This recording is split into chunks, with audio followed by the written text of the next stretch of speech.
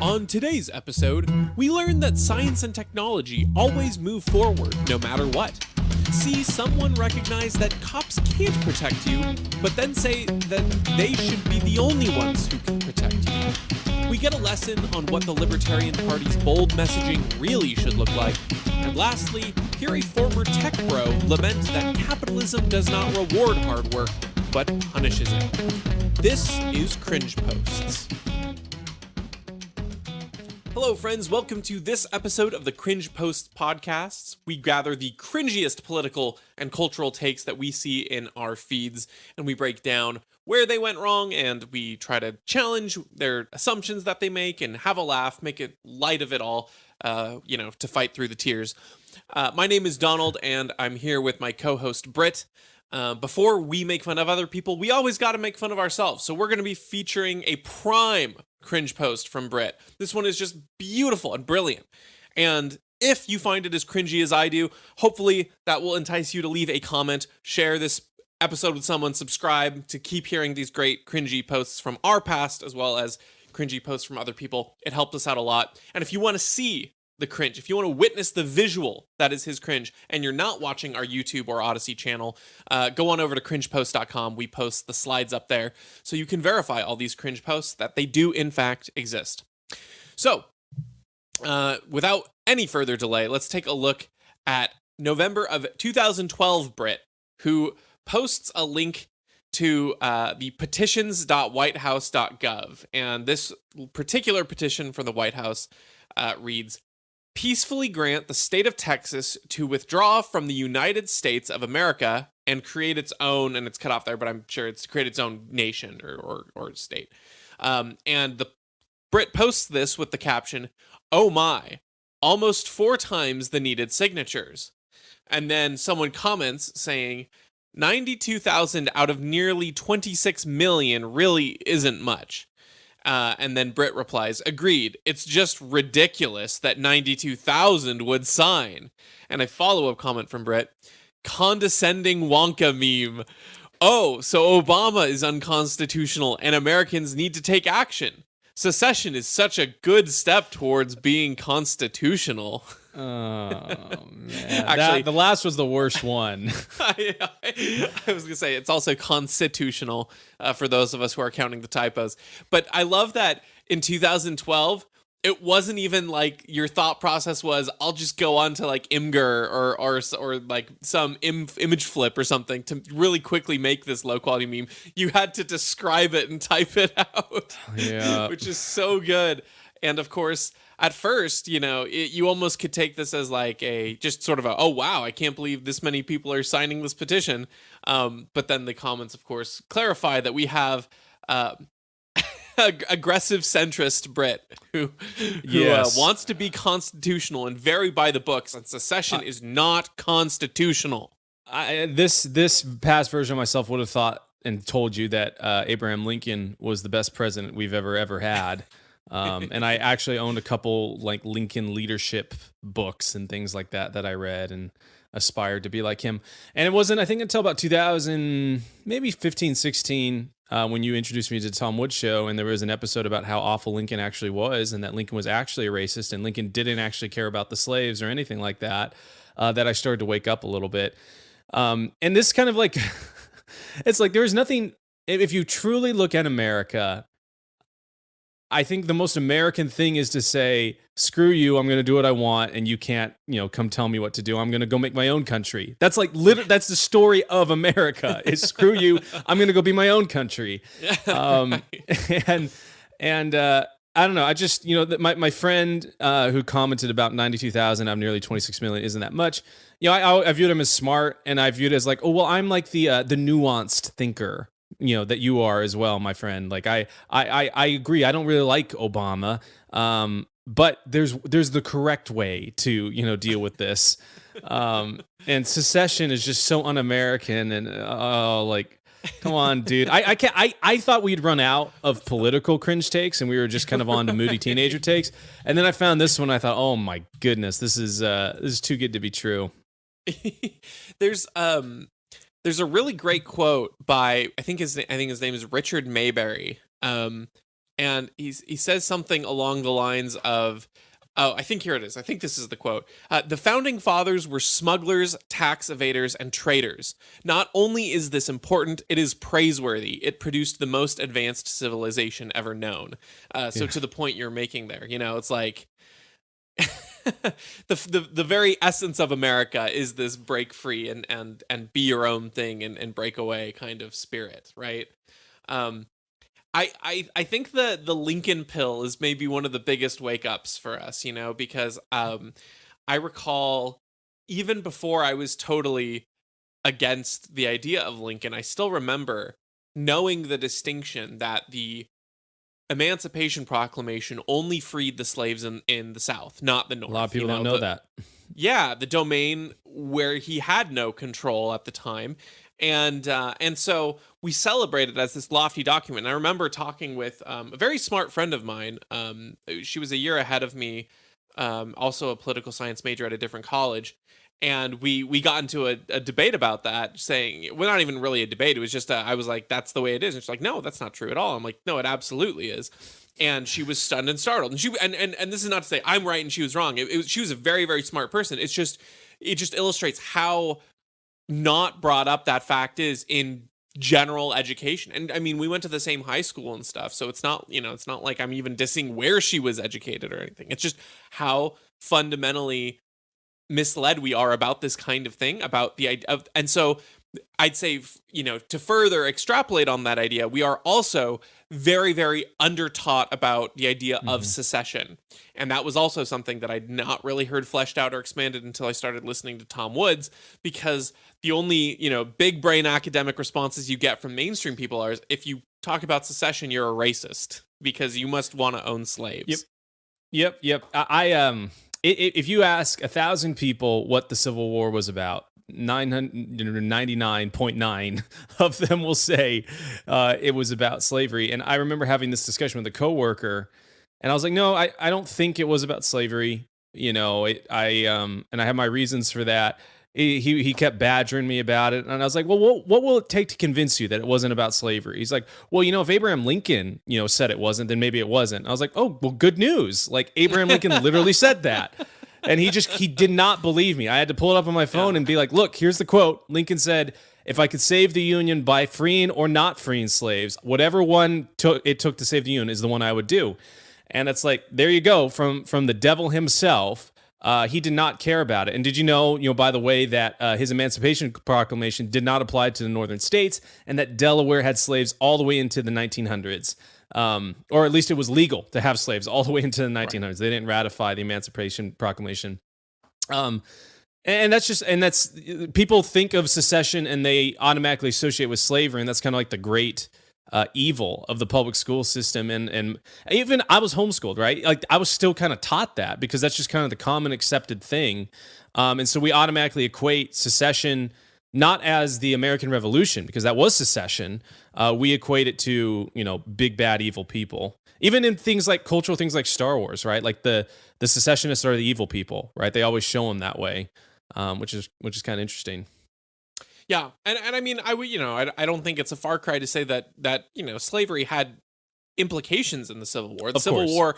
And a lot of, people will say the only thing the states' rights cared about. It's like, well, unfortunately, that was an issue that they tried to incorporate. But to say that the war was fought over slavery is just so misleading and such a basic reductive understanding of it.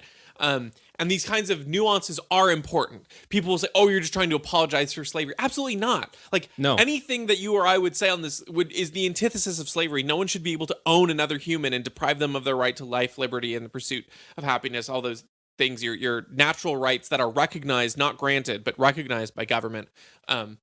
All these things are the antithesis of slavery is what we preach here. But to say that the Civil War was about slavery it leads you to a lot of problems. It's reductive. Even if slavery was a cultural factor going on at the time, the government action was not this virtuous thing to stop slavery. The government action was to consolidate its own power at all costs.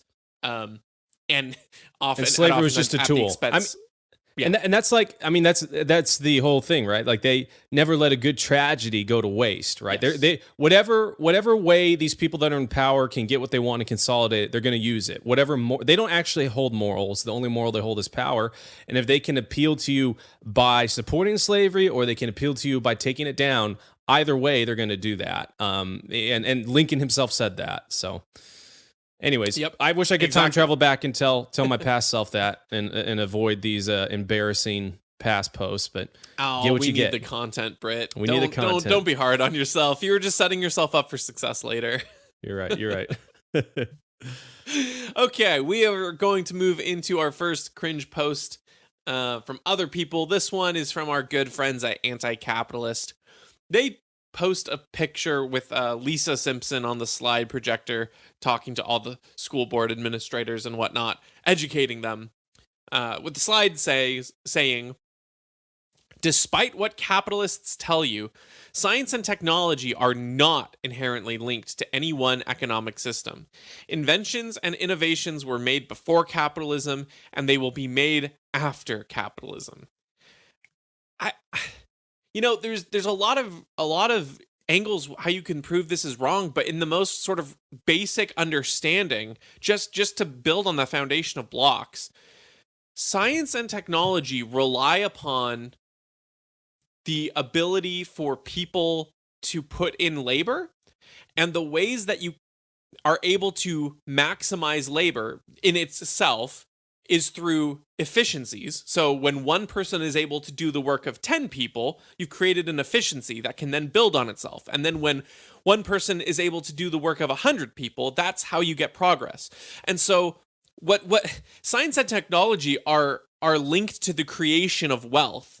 And wealth and science and technology are sort of this circle that feed into each other. The more wealth you have, the more ability you have to build on technology that helps you discover things through science, that helps you refine your technology, that helps you produce more things, that creates more wealth.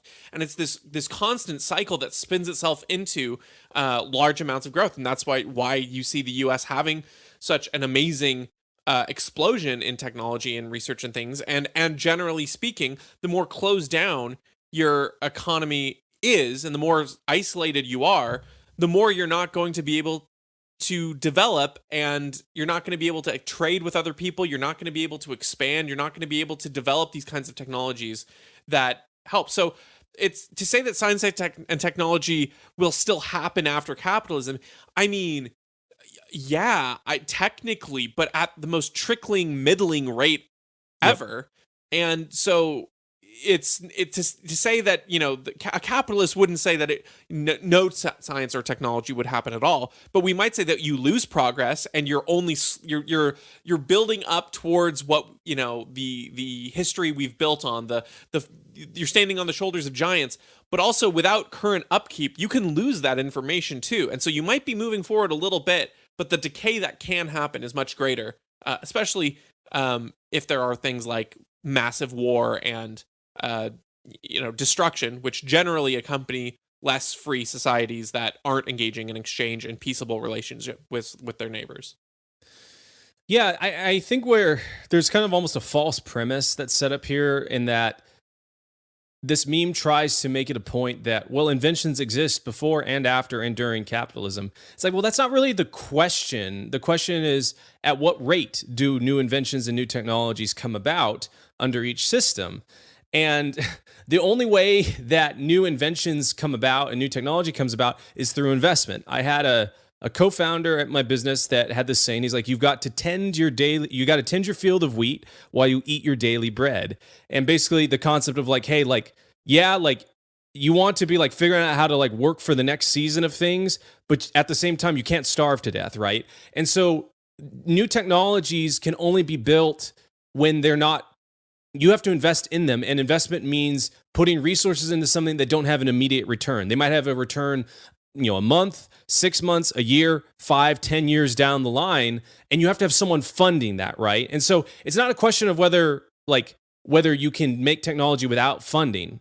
In order for things to happen, someone has to be dedicated to it, and someone has to fund it. And so now we get to the question of who's going to fund these things and who's the best arbiter of making sure that the best projects are funded, right? Because we only, as we produce things, if we're just going with the field of wheat and the daily bread analogy, like let's say you work 10 years and you store up, 3 years worth of extra food, right? And it's like, okay, I want to figure out how to make a new wheat machine. And while I'm making the new wheat machine, I can't be making other wheat, right now. So I got to dip into my 3 years store of bread. You've got to start choosing the right projects that are going to result in you being able to not only have wheat on day one of year 4, you also have to make up for the past 3 years of not having any bread, right? Or not making any new wheat and new bread. And so who's going to be the best person to make sure that happens, right? It's the person that has the most to gain or the most to lose from that. And so in a socialist society, in a communist society, in a not very free economic society, the government decides who gets that.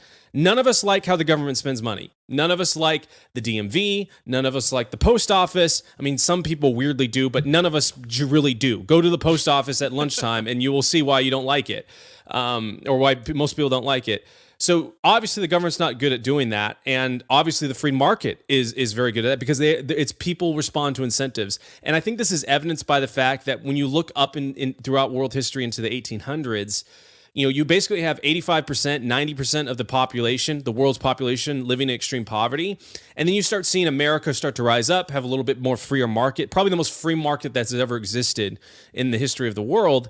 And you see this drastic decline from 85, 90% extreme poverty in the 1800s to 2013 to where less than 10% of the world is living in extreme poverty.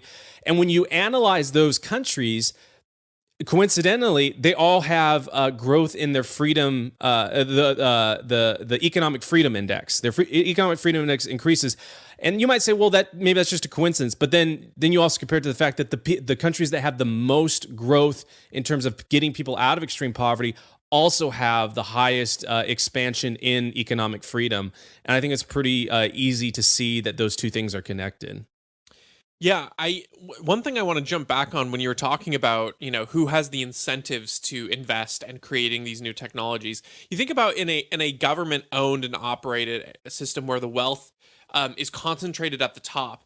And you think about the fact that incentives and motivators don't go away just because it's a government, right? So people who are in the official capacity of the government, they still have draws. They still have things that are compelling them on a level as individual actors do, right? Just because it's a government doesn't mean that, its incentives are to provide the best living for its inhabitants. That's just not a draw for most governments due to the nature of power and aggregation. So what are those incentives? Well, yeah, so you might have some level of technological advancement, but what things get technologically advanced are weapons, because all the government cares about basically is conquering other countries and defending its own power.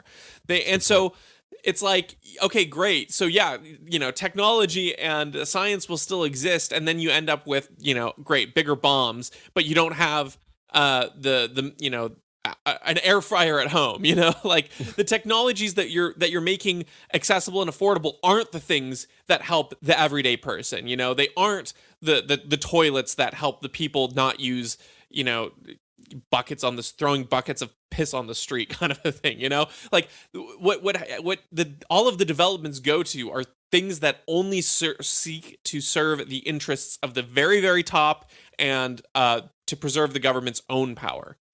So when you think about it in terms of incentives of what is going to be developed, even if you granted the premise that science and technology just magically move forward on this constant train that it's not tied to an economic system at all, even if you were to grant that, you need to see what kinds of sciences and what kinds of technologies are being incentivized to be created when the people who control the wealth are the ones who have the most to gain from weapons. It's just going to be mass weapon development, and not even in a good way, not even in a 3D gun, everyone can defend themselves kind of way, in a we're going to own all the weapons, we're going to own all the tanks kind of way. The only other example I want to bring up, unless you have anything more on this, just to say, technology does not always necessarily advance. You have to admit that there is some linking. Now, this person says it's not an economic system link, which I think I think to separate economic system from culture from society, as memey as a word as that is, I think it's a little naive. I think your society, your culture, your community, your economic system, all these things are kind of linked and intertwined. And so if you want to look at an example where technology did not increase, I mean, look at Japan when they closed down their borders from the rest of the world, and how essentially the rest of the world moved on without them when they weren't free trading, when they didn't have a culture of innovation, they didn't have a culture of independence and free trade and things like that. It was this feudal system. You were very locked into the class you were born into, and it was very family tied, and what you were is what you will always be, and you serve your role and you don't step outside those bounds. The idea of free exchange is all but non-existent there. And they lock down. They don't let any outside trading happen. And then, the U.S. rolls up in its boats and says, open up. And, again, whether or not the U.S. should be doing that is a different matter. But the point is then you look in and you're like, wow, we're in a time capsule. You still are using swords. The rest of the world has moved on to firearms by, considerable margins. So, to assume that science and technology move forward constantly is a very big jump to make. That you can't start that as your basic assumption. You have to do the work of demonstrating why. And I think that if you're linking it to anything like a culture, then you are very rapidly going to have to admit that an economic system is part of your culture and your community and your infrastructure. Okay, we'll move on to the next cringe post. And this one is 2 posts from the same guy. One of these is not a cringe post. And the fact that it is not a cringe post makes the second one all the cringier. So, this person tweets, the Uvalde cops didn't try to stop the shooter.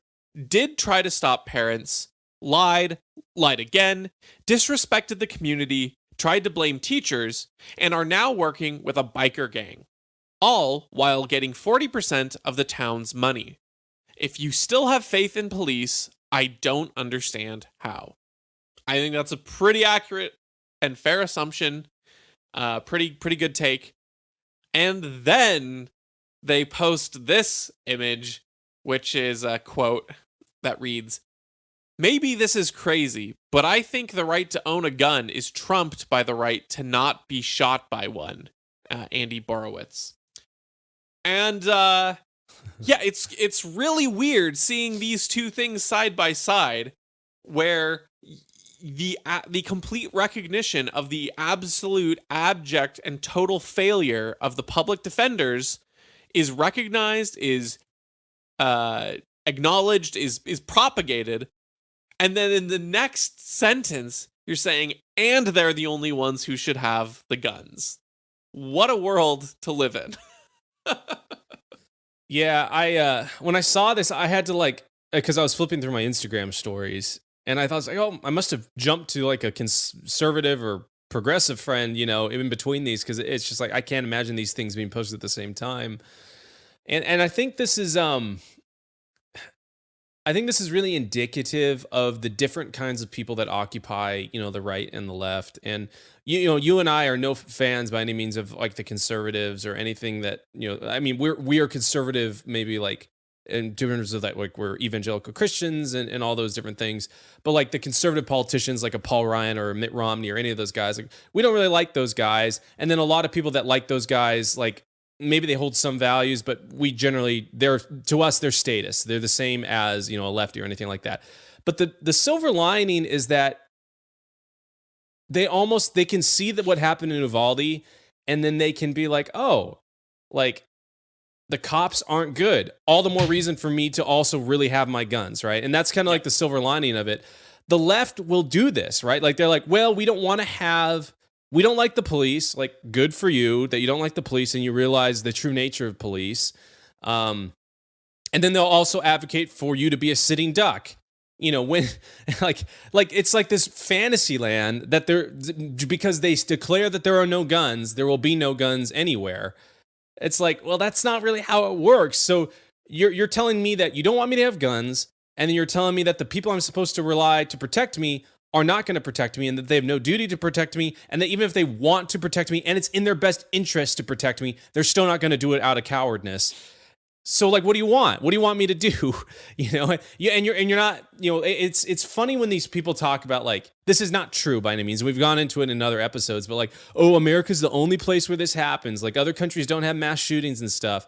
And they try and use that as almost like, oh, well, because other countries don't have mass shootings, then it must be because America's got guns. It's like, well, look at where mass shootings occur. If you exclude, not even if you exclude gang shootings, like, majority of gun deaths, violent gun deaths and murders that happen in the United States happen in gun-free zones or states that have really tight gun regulation. So it's like, if you want to play this, correlation and causation game, it's like, I can do it right back to, and I can do it right back to at the source, right? So it's all the more reason for someone to, someone that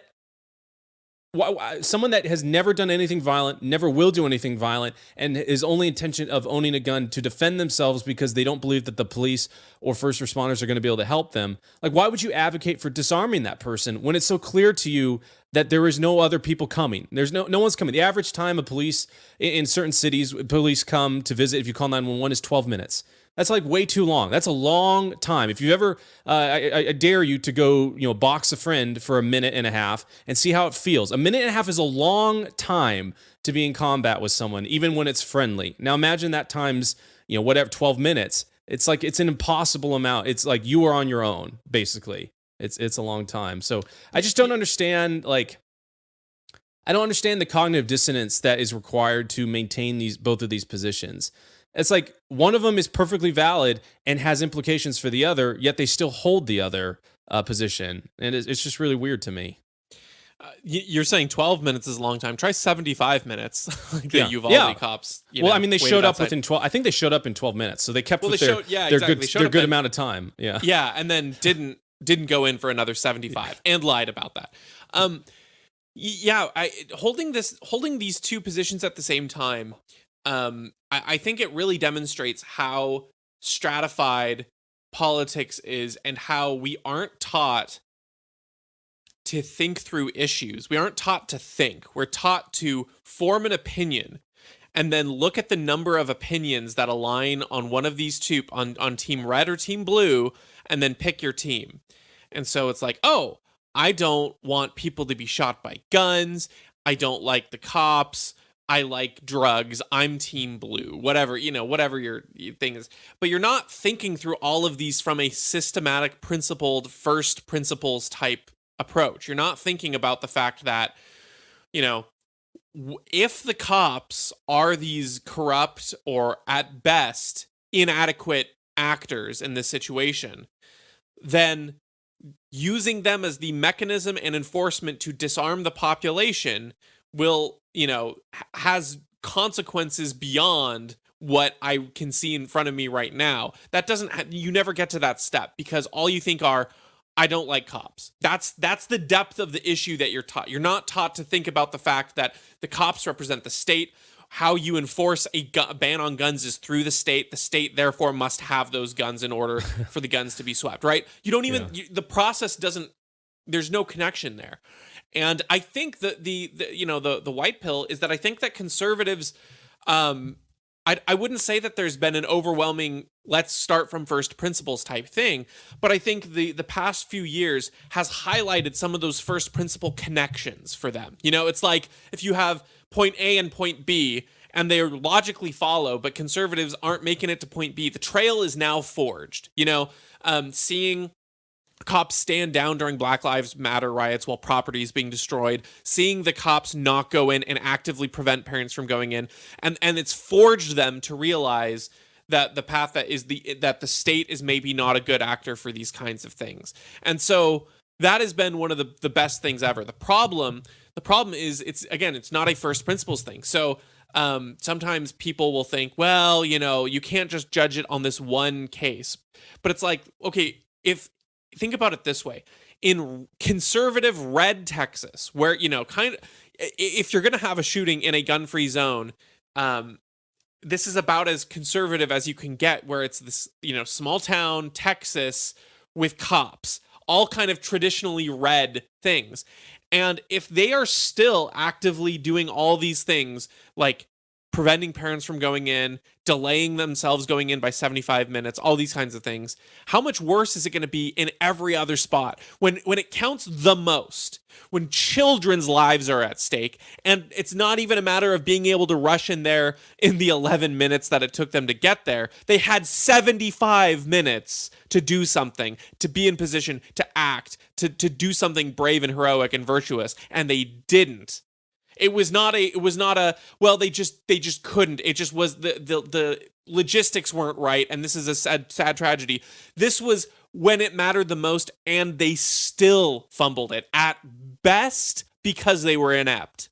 Then what good is the rot of this statist idea of a police force like this? How can you continue to support something where, like, sure, there might be cases of it working, but when it's going to matter the absolute most, this is the outcome you get. So that's kind of the flip side of the conservative, red pill there. I think sometimes they don't always grasp that. And to me, it just seems pretty obvious. But the last thing I want to say is that in this the meme here that says, I think the right to own a gun is trumped by the right to not be shot by one. I actually agree, right? Like, yeah, I mean, you, in a sense, you have your own right to life, and that is your paramount absolute right. And so in the spirit of that, I sure hope that everyone arms themselves so that they are able to not be shot by people and they're not victims and helpless, either by cops or by just bad actors in general. Yeah. It's funny about the Texas thing you're talking about, because I remember, I think it was, must have been 3 or 4 years ago now, there was a shooting in a church, and a gunman went in with a sawed-off shotgun and some other armaments, and pulled out his weapon, shot 2 churchgoers, and there was probably several hundred people in there, right? And he got off 2 shots, killed 2 people pretty quickly, but then suddenly, he's shot dead, right? Like the security team that is, and I don't think it was even the security team, a concealed carry person in their congregation pulled out his pistol and shot him, and neutralized the threat. And like, imagine if that church had been just like the Uvalde School District, where there was no guns at all. It was a gun-free zone, right? No security team, no one in there. It's like, okay, there'd be a couple hundred people dead right now from that shooting. It would be one of the worst in U.S. history, because the cops, in 12 minutes, that guy could have gotten off so much stuff before being stopped, and killed so many people. And what's pretty crazy is, like, you see that guy get dropped, and then you see all of the people in the congregation with their pieces pulled out and moving in and closing in on the guy. It's like, man, like, what a great thing that not that those people died, but that, like, all that other life, their right, the congregation's right to not be shot, their right to live in liberty and all that stuff was protected by the fact that someone had a gun that day. And you can kind of see it's the same state, same culture for the most part. And you can see 2 different outcomes. One relied on the state to come to save them. The other relied on themselves. And we see just the statistical outcomes and differentiation. It's it's wild. I think that's a great comparison and a great contrast. And I do think that the fundamental assumption they make is that just by outlawing guns you get rid of them, and that's just not the case. And at worst, you've given them to the very racist cops. So okay, so this tweet is fun. So to catch people up with a little bit of inside baseball, just to give some context here, for the Libertarian Party, they had their national convention, not this past weekend, but the weekend prior. And a group of very motivated activists called the Mises Caucus sort of swept through the Libertarian Party, and now the Libertarian Party is sort of libertarian again. It's ousted a lot of these people who were more concerned about being recognized in the Beltway as respectable, holding progressive values and things like that, and then tweeting about civil asset forfeiture in the midst of the COVID lockdowns. It's like civil asset forfeiture is horrible, and we should preach against it. But maybe there's a more pressing concern when your government has taken unprecedented steps and preventing you from going to your job every day. Maybe there's a little bit more important things to focus on. So Anyway, the Mises Caucus sort of took over, and as they've taken the reins of the Libertarian Party, they tweeted out, sort of signaling this new direction. They tweeted out, "We do not throw our heroes under the bus to gain acceptance from the regime. We regard the regime as criminal." And this was a chain of multiple tweets. And someone from the old guard of the Libertarian Party, who maybe is not as happy with the changes that were made, tweets, "I'm all for, quote, bold messaging. This is what bold messaging looks like." And then he, quote, tweets himself saying, "Any state agent actively involved in trying to remove a child from the family they want to be with because that child is trans is morally liable to a proportional response." And the funny thing is, this is like seeing someone who is wearing like lenses that just cannot take these glasses off. It's like, no, you don't understand. If I word my tweet that would be accepted by the regime, if I were, put out some sort of tweet that aligns with progressive values, something that, I could say to a DC lawmaker and they would agree with, but if I word it more edgy, that's what bold messaging is. It's like, no. Bold messaging is saying the things that take courage to say because they are right, and but even if they are unpopular. That is bold message. It's having a clear vision, standing up for things that are not popular to stand up for, and talking about defending trans rights in 2022. That's not exactly a bold stance to take. Yeah, the way I gauge something that's bold, not necessarily right, but bold, is that if you worked at Google or Microsoft or any of these tech companies, and someone walked in with that tweet or that post and showed it to an HR representative, would you be scared that you might get fired? And if the answer is yes, you probably posted something that's pretty bold, and it might be wrong. Plenty of people post things that are wrong that are bold. But this post right here does not fall into that category. Obviously, this guy doesn't actually, he isn't that scared about it because he retweeted himself, right? He's very blatant in his views on this. And he's not wrong. He's specifically talking about, Greg Abbott in Texas had this like child welfare thing that he was putting out, basically saying, hey, if parents are like forcing their kids to undergo, some sort of gender transition, like we want Child Protective Services to investigate. I don't particularly necessarily like that. I don't like the government have any input and power to take children away from their parents. But while this tweet might be a little bit bold if you said it in certain areas of Texas, if you say it basically anywhere else outside of that, among any institutional power, whether it be in the media, basically any sitting congressperson, any state or company in the country, no one would have any issue with what this guy said. He might even be applauded, right, by a lot of these people, the same people that promote lots of other really awful things. And it reminds me of, like, we were talking about this before the show, but like I watched Matt Walsh's from the Daily Wire, What is a Woman, his documentary. And in it, he has a guy in Canada who basically said, hey, like I've got a daughter and the mother wanted the daughter to transition. The father did not want the daughter to transition. And the hospital went ahead anyways with the procedure. And the father spoke out about it publicly saying, hey, this is my daughter. She's not a dude. And Canada, the government in Canada, in accordance with Bill C-16, jailed him. Right now, he's out on bail for about $30,000, and he's awaiting he's awaiting trial in November, which he'll probably lose. Right, so you've got a whole government. Our closest neighbor has the exact opposite stance that this guy is posting out, or their stance is in alignment with this guy's post, right? So there's nothing bold about it, right? And the Mises Caucus, thing about bold messages, like, hey, maybe we should talk about things that are happening and hurting normal American people that everyone is scared to speak out about. Like maybe COVID lockdowns shouldn't happen, or maybe it's not the government's place to say whether you can or cannot be in business or have your doors open, or whether you can or cannot be in a place because you haven't taken, our pharmaceutical subscription drug.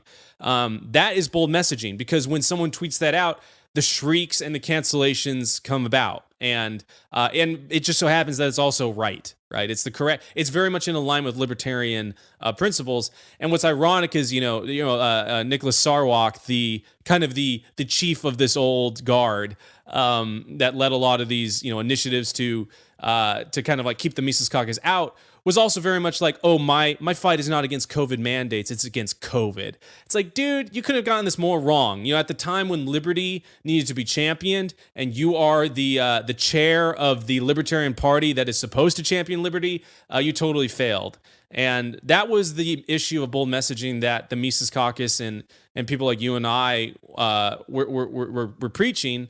And that is in total contrast to this guy's tweet of what he thinks bold messaging is.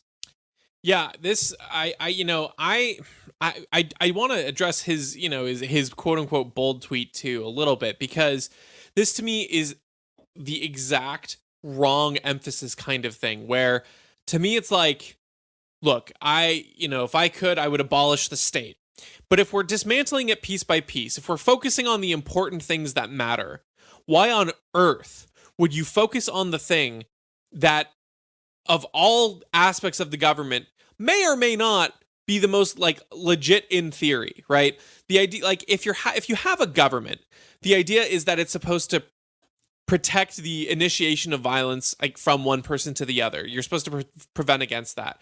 And the way I see it is, when a child is not developed enough to make these kinds of decisions for themselves, and especially when parents are forcing this ideology and the society and culture is forcing this onto their kid, that is an initiation of force through a medical procedure that violates their body. And so it's like, look, if we have a government, if we're taking it apart, let's say 1% at a time, I kind of want the part that stops parents from cutting off the genitals of their children. That can be like the last percent before we abolish the government, until we reform the culture around it. And so this is the exact kind of thing where, to the umph degree of the example I gave, where it's like, civil asset forfeiture is wrong as everyone is being shut down in their homes during COVID. It's like, look, I want the government out of here too. I don't want the government doing civil asset forfeiture, but let's address what is pertinent. Let's address what the culture needs to hear right now. So, not only, I think bold messaging often is confused with provocative messaging. And I think often the times they are similar, or they can be the same. But I do think that, anything can be provocative. And generally speaking, at least in this context, it's not a literal definition, but I think bold is something that needs to be said in many ways, even if it doesn't want to be said. And so to me, it's like, we're going to fight back against a state that wants to prevent parents from letting their kids, transition. It's like, that's not bold. That's not what the culture needs to hear right now. What the culture needs to hear is that, maybe it's like, maybe let's not outsource all of our morality and expect the government to pick up the pieces of morality for us. The government can't make you a better person. The government shouldn't make you a good person. And we shouldn't be molding our laws to control the population in a way that we want them to, and in ways that we want them to behave. That work is for us to convince other people to be virtuous.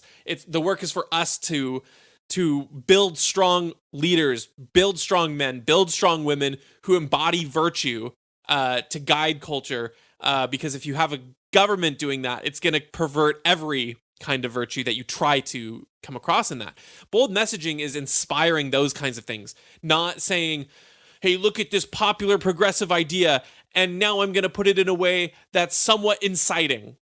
like, I don't know, something about you could do any number of these kinds of tweets that he would think are bold. Like, for instance, the abolition of Roe v. Wade is the modern day lynching. Like, that to him would be bold, and it's like, what I just said is like the most Occupy Democrats post of all time, aka tame and not controversial, not bold at all.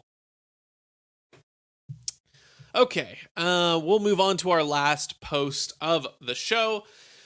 Okay, and this one is from the cesspool Reddit. It's a tweet, but it was posted on Reddit, so 2 for 1, I guess. It was on anti-work. Yeah, exactly. So it, it was so good it couldn't be contained to just Twitter. Had to be owned by Reddit a little bit. All the Redditors probably mad at themselves for not thinking about this.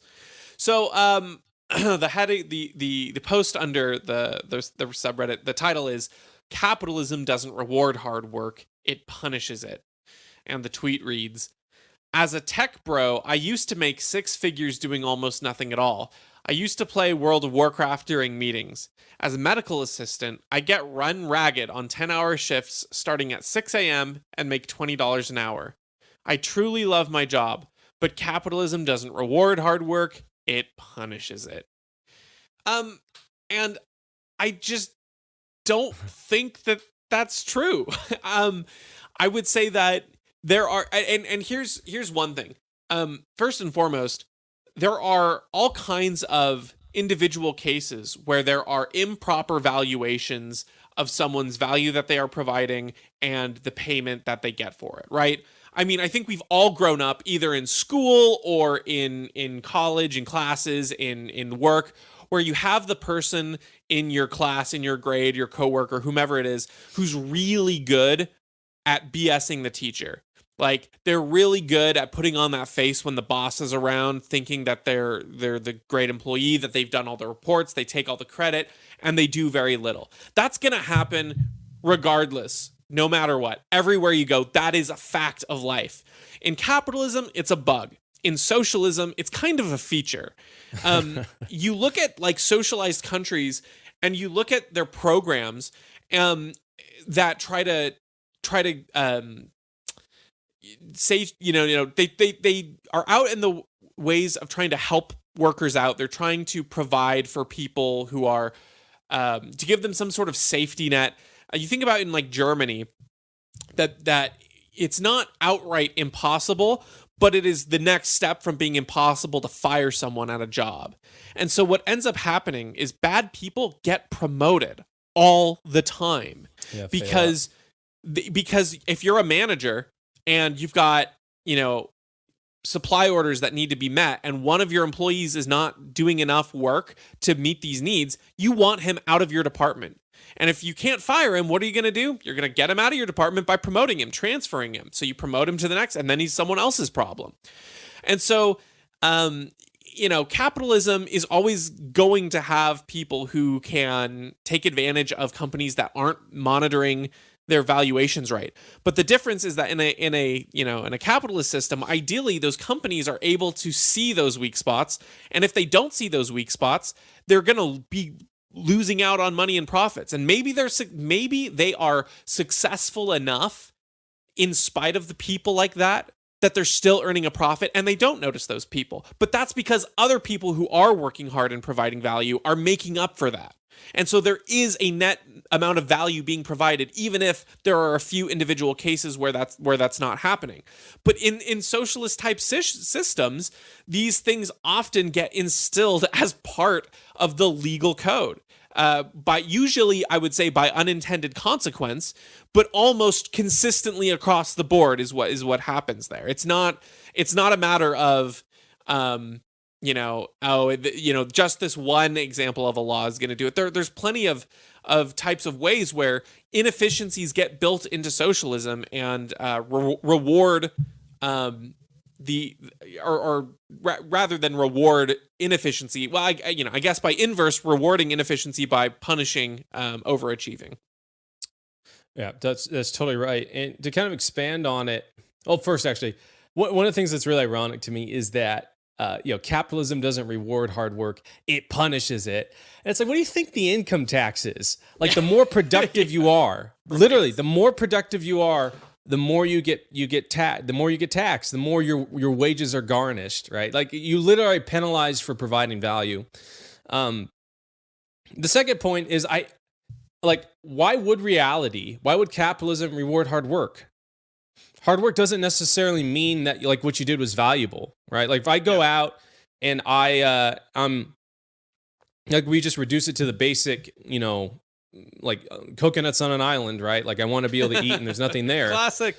Classic. I go out and I get a bunch of coconuts and I split them all in half. I spend all day splitting them in half. And I'm like, hey, I think it might be a great thing if I dip these in salt water, in the ocean. And I go down and I fill them all with salt water. And then I'm like angry because there's no food. I can't eat the coconut meat now because it's all been ruined with salt water. But that makes no sense. That's not fair. I worked so hard splitting them and dipping them in the water, like I should get value out of it. It's like, nope, that's not how it works, right? Reality doesn't reward hard work. It rewards value. Kind of a real world example of that. I used to work at a mechanical contractor, and we would service and maintain commercial HVAC systems, like really, really big equipment. That was pretty complicated. And we had this one customer that had a really mission critical facility, and some of his equipment had alarms on it. And so an alarm went off, and we sent one of our technicians out there to look at it. And the owner of the building went up and saw our technician go up and turn a little valve and be like, hey, everything's fixed. And, our technicians are expensive. They're about $180 an hour, plus, different trip charges. So like a visit costs about $1,000, right? So the guy was pretty upset. He was like, well, what am I doing? I'm paying you $1,000 for you to turn a knob. And he's like, look, like it's to make sure that we turn the right knob when you show up. And so anyways, this guy decided that he knew better and was not going to call people out to do that work because, anyone can turn a knob. And so the next time it happened, he turned the wrong knob and ruined a $200,000 piece of equipment, pretty easily. And it's like, okay, that's why you don't, that's why you have certain people do certain things. It's not about how hard you work. It's about how much value you provide. And in that situation, the value is knowing which knob to turn, right? Like, yeah, you need to cover the gas and everything for us to get out there and the time of the technician, but you're also paying for the expertise and the years of training and experience that person has. And so for this guy, he's a tech bro. Maybe he was a coding or programmer, or maybe he was in like sales or something like that. And it's like, okay, so if you're a coding guy or you're a programmer, like you might only have to work 4 hours a week to provide enough value that is worth, 80,000 times what a medical assistant does. And by the way, the technical barrier and the needed skill set is really high in demand. There's not a lot of people that can do that job. Whereas the barrier to being a medical assistant, the technical skill barrier is not that high, right? There's a lot of people that can do it. So you've got an industry that's chasing labor as opposed to a labor chasing industry in the medical assistant area. And let's just say he's a sales guy, right? Like it's like, okay, like technical jobs, there's a skill barrier. Sales jobs, not necessarily a technical barrier, but there's a work ethic barrier. And then there's also, the reason sales jobs get paid so much is because you can directly see the impact you have on an organization, because how well you're doing directly translates into how many dollars you bring in. And so people can say like, shoot, if I lose, Jeff or whatever this guy's name is, if I lose Jeff, I'm going to lose, $1.5 million in revenue that we get every year that helps me employ, 5 other people. And so you're directly paid, you're compensated directly in proportion to the amount of value that you bring and the complexity of the problems that you solve. You're not rewarded for hard work. You're rewarded for value. Yeah. So in a sense, this post is somewhat accidentally based, right? Capitalism doesn't reward hard work. It punishes it. Well, I wouldn't say that it punishes it. I guess it can't be totally accidentally based. I just don't think it punishes it in the sense. Well, okay. Maybe let me spin this. Maybe there's a positive way to take this. In the same way that grabbing a hot pan burns your hand, but it sends you that signal that you need to not do that so you don't damage your nerves and your fingers. Punishing hard work is almost a signal of. Again, I wouldn't. You'd be doing something better. Specifically put it that way, but yeah, exactly. That there are ways to improve the system. If we didn't have the pain receptors of like, man, gosh, picking up this cart of stones is really heavy. Maybe there's a way to make this easier. Then that spurs on innovations like the wheel and further and further with things like that, right? Sometimes those pain points.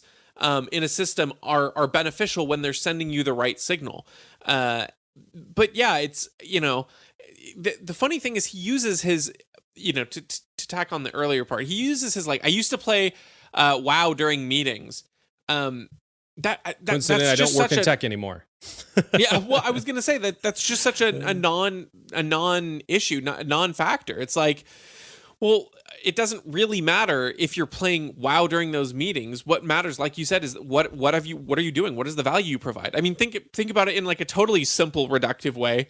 It's like if you had a button that was biometrically locked to your thumb alone, and every minute you push that button, a million cheeseburgers spawn to the poorest people in the world.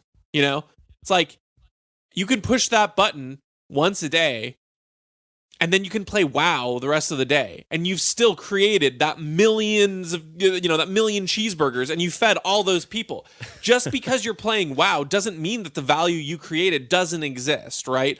It doesn't. You could think, oh man, it's unfair that this button is only scanned to my DNA and I'm the only one who can press it. Does that mean you shouldn't press it? Does that mean that the system is wrong for letting you press that button? I think the other thing that people think about with this is that they think that capitalism, being the way that it is forcing people into these things. Like you're forced, tech bros are forced to be paid high, and they're forced to have easier jobs. And it's to say, no, the natural law of the world are the things that inform a lot of the musts of the world. Why can't, the person who's running around as a medical assistant, not this individual, some other medical assistant, why can't they have the tech bro job? Maybe because they can't code. Is that entirely because of their upbringing or education? No, sometimes it's because naturally speaking, they don't get coding the way that someone else did. I wish I could code. I'm not a very good with that kind of stuff. I've given it a couple shots. It's just not my tea. If I really sit down and I work very, very hard, I could learn it. But even then, I might be an adequate coder, whereas someone who's naturally talented at that gets it right away, puts in half the effort. Guess what? His day at work is going to be much less hard, and he's probably going to provide much better value than me, even though I've worked way harder. Is that the fault of capitalism? No, it's the fault of nature, of just the way that the world is and that works. And I don't think that, again, the government intervention in these ways often create these unintended consequences, like the firing one, where, if you create a government program that says, well, we're going to pay you by how long you're toiling away at this code. Well, you're not going to end up with better code. You're not going to end up with more efficient systems. You're not going to end up with products that do more for people, that create cheaper, more accessible things for people to have, and that make life easier for everyone. So, the unintended consequences of government actions trying to fix a lot of the natural law ends up harming and causing unintended consequences, whereas capitalism allows these natural realities to be taken to their extreme in the best ways, so that even when things aren't fair, you're still getting a better outcome out of it for everyone involved, due to the value that can be provided. Fantastic point. Okay, that's it for this episode. Thank you guys so much for listening. We really appreciate it. Be sure to leave a comment and subscribe. Share it with your friends if you're enjoying the show, and we will catch you on the next one.